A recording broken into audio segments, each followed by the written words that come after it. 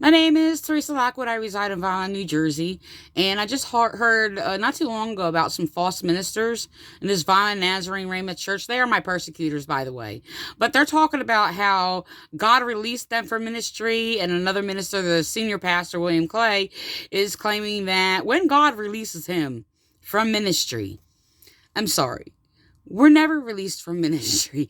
What are you talking about? So, if you think you were released from ministry, either God rejected you or you were never of the ministry of God and you have no idea what the ministry of God is.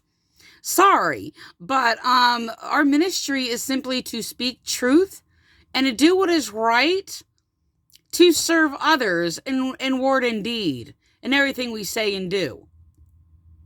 So, if you don't realize that, then you were never of God's ministry.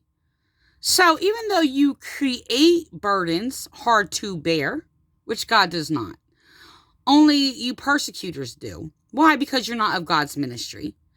Do you consider like a release? Like, what does that mean? Like, I mean, is the ministry of God to do good a burden? Released from ministry.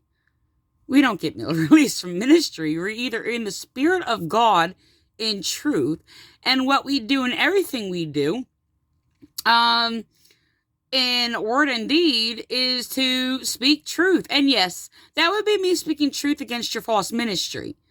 Like Jesus spoke against you false leaders, for your falsehood. So you never knew God if you could say such things like, oh, God released you from ministry. It's not God who you're listening to. It is your own little delusional little voices in your head. Release, what does that mean?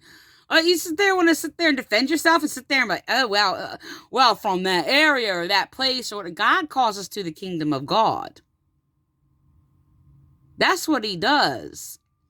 So if you're released from serving God, which God's not going to do, that's your rejection of God, or you serving something else that is against God. But there's no such thing as that we retire, or we quit, or we are released from ministry. Now, I'm not talking about quitting temporary things. I'm not talking about quitting dealing with like nonsense people that Jesus told you just to rebuke. But I'm going to be called to do what I do in the name of God, what God tells me to do.